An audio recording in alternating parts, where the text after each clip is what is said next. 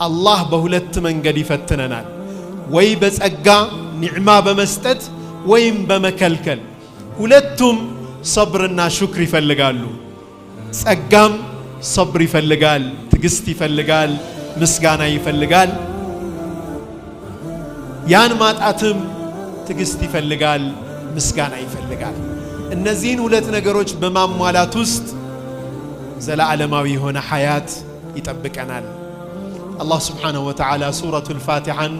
አልሐምዱሊላሂ ረቢል ዓለሚን ብሎ ጀመረ አልሐምዱሊላህ ብሎ የጀመረው ፋቲሐ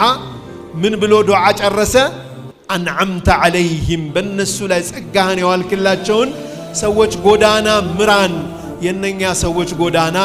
የሐምድ ጎዳና ስለሆነ ነው የምስጋና ጎዳና ስለሆነ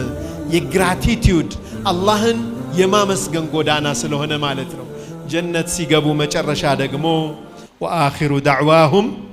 አኒል ሐምዱሊላሂ ረቢል ዓለሚን የጀነት ሰዎችም የመጨረሻ ዱዓቸው አልሐምዱሊላሂ ረቢል ዓለሚን ነው ስንኖርም በአልሐምዱሊላህ እንኑር የአላህን ጸጋ እናስታውስ በዙሪያችን ያሉ ወገኖቻችንን እናግዝ